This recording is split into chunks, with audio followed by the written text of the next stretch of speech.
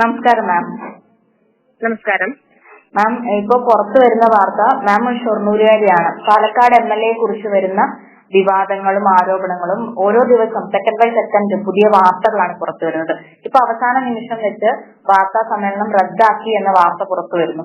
രാഹുൽ മാങ്കൂട്ടത്തിൽ മാധ്യമങ്ങളെ കാണാൻ ഭയപ്പെടുന്നത് കൊണ്ടാണോ ഇത്തരത്തിലൊരു മനോഭാവം? രാഹുൽ മാങ്കൂട്ടം എന്ന് പറയുന്ന ഒരു വ്യക്തി പാലക്കാട് മണ്ഡലത്തിലെ ജനങ്ങൾ തെരഞ്ഞെടുത്ത MLA ആക്കിയിട്ടുള്ള ഒരാളാണ്. അദ്ദേഹത്തിന്റെ ഭാഗത്തു നിന്നും ഒരിക്കലും സംഭവിക്കാൻ പാടില്ലാത്ത കുറച്ച് കാര്യങ്ങളാണ് കഴിഞ്ഞ 3-4 ദിവസങ്ങളായിട്ട് നമ്മൾ ഓരോരുത്തരും അറിഞ്ഞുകൊണ്ടിരിക്കുന്നത്. ഒരുപാട് പെൺകുട്ടികൾ നിരവധി ഭീഷണിക്ക് അദ്ദേഹത്തിന്റെ പീഡനത്തിന്, രാഹുലിന്റെ പീഡനത്തിന് വിധേയരായിട്ടുള്ള നിരവധി സ്ത്രീകളാണ് രംഗത്ത് വരുന്നത്. അതിൽ ഏറ്റവും ഗൗരവതരമായിട്ടുള്ള ഒരു കാര്യം ഇന്ന് നമ്മൾ മാധ്യമങ്ങളിലൂടെ അറിയാനായിട്ട് സാധിച്ചിട്ടുണ്ട്. നമുക്കറിയാം, ഒരു പെൺകുട്ടി പീഡനത്തിനിരയായി ഗർഭഛിദ്രം അലസിപ്പിക്കുന്നതിന് വേണ്ടി അവളെ സമീപിക്കുകയും വളരെ ഹീനമായി അവളോട് പെരുമാറുകയും കൊല്ലാൻ വളരെ കുറച്ച് സമയം മാത്രമേ വേണ്ടൂ എന്നുള്ള രീതിയിലുള്ള ഭീഷണി മുഴക്കുന്നൊക്കെ ആയിട്ടുള്ള ഒരു ഓഡിയോ ക്ലിപ്പാണെന്ന് നമ്മൾ ഞെട്ടലോടുകൂടെ കേൾക്കുന്നത്.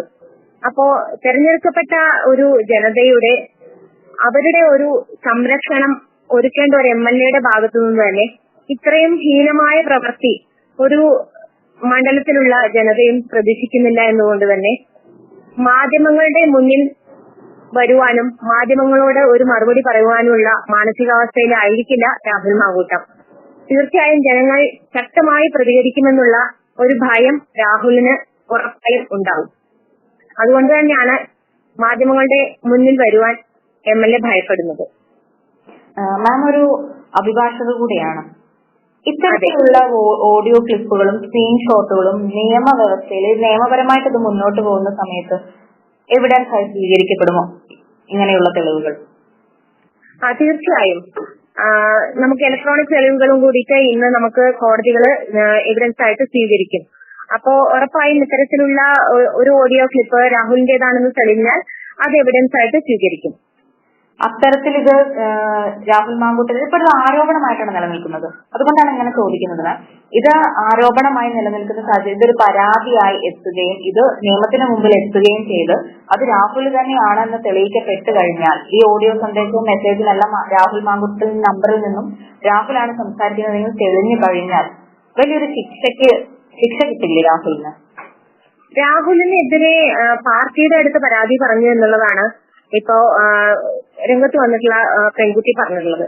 അപ്പോ പാർട്ടി നേതൃത്വം തന്നെ അതിനെ ഒതുക്കി തീർക്കാനുള്ള ഒരു ശ്രമവും ഈ പാർട്ടിക്കുള്ളിൽ തന്നെ നടത്തുന്നതിന്റെ ഭാഗമായിട്ടാണ് ഈ രാഹുൽ മാങ്കൂട്ടം യൂത്ത് കോൺഗ്രസിന്റെ പ്രസിഡന്റ് സ്ഥാനം രാജിവെച്ചിട്ടുള്ളത്.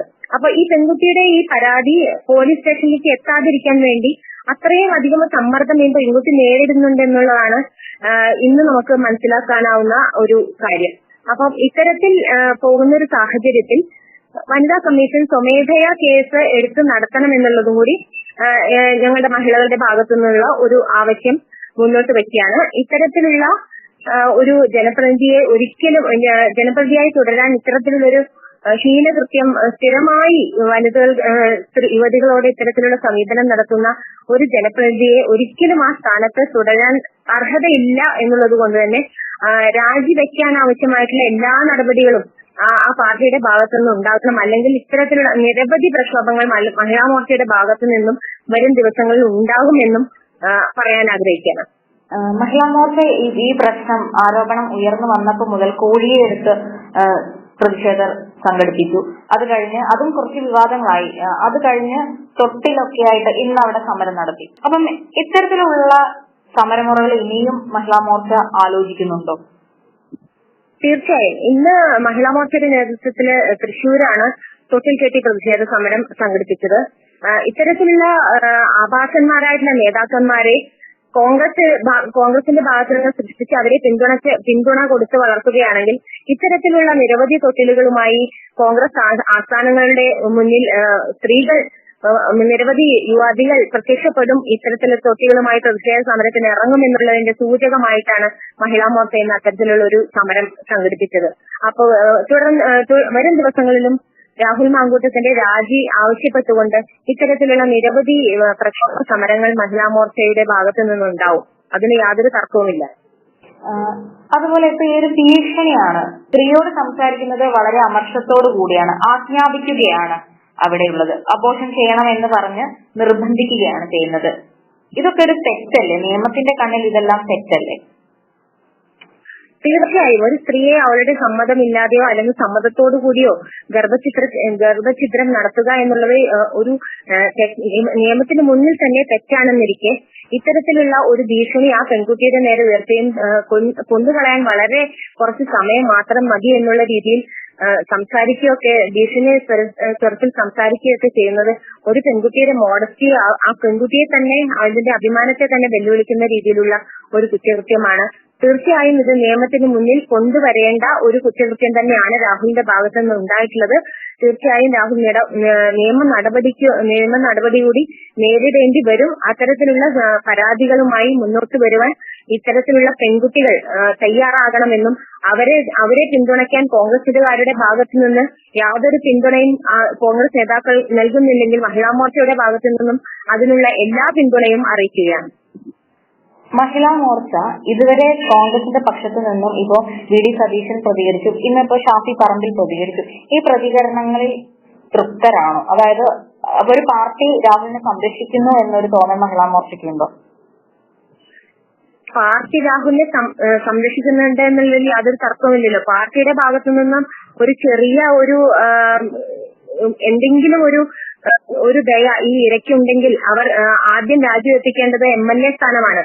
എന്നാൽ മറിച്ച് പാർട്ടി നൽകിയിട്ടുള്ള ഒരു സ്ഥാനം, അതായത് യൂത്ത് കോൺഗ്രസിന്റെ സംസ്ഥാന പ്രസിഡന്റിൽ നിന്നുള്ള പാർട്ടി നൽകിയിട്ടുള്ള ഒരു സ്ഥാനം മാത്രമാണ് രാഹുലിനെ കൊണ്ട് രാജിവെപ്പിച്ചിട്ടുള്ളത്. അതുകൊണ്ട് പാലക്കാടത്തെ ജനതയ്ക്ക് എന്താണ് കാര്യം? പാലക്കാടത്തെ ജനത ആഗ്രഹിക്കുന്നത് അവരെ സംരക്ഷിക്കുവാൻ കെൽപ്പുള്ള, അവരുടെ സുരക്ഷയെ മുൻനിർത്തി അവരുടെ സുരക്ഷ മുൻകരുതൽ കൊടുക്കുന്ന, അവരുടെ സംരക്ഷണം ഉറപ്പാക്കുന്ന ഒരു MLA ആണ് പാലക്കാട് വനിതകൾ തെരഞ്ഞെടുത്തിട്ടുള്ളത്, വനിതകൾ ഉൾപ്പെടെയുള്ള ജനങ്ങൾ തെരഞ്ഞെടുത്തിട്ടുള്ളത്. അപ്പോ തീർച്ചയായും പാർട്ടിയുടെ ഭാഗത്തു നിന്നുള്ള യാതൊരു ന്യായീകരണങ്ങളും ഇതിനെ വെളുപ്പിക്കാൻ ഇതിന് പര്യാപ്തമല്ല. ഈ ഒരു രാജിക്കപ്പുറം യാതൊരുവിധ ന്യായീകരണത്തിനും കോൺഗ്രസ് നേതൃത്വത്തിന് യാതൊരു അവകാശവുമില്ല. രാഹുലിന്റെ രാജി മാത്രമാണ് ഈ ഒരു കുറ്റകൃത്യത്തിനുള്ള ഒരു മറുപടി എന്ന് മാത്രമാണ് ഈ ഒരു അവസരത്തിൽ പറയാനുള്ളത്. Okay, thank you ma'am. Thank you.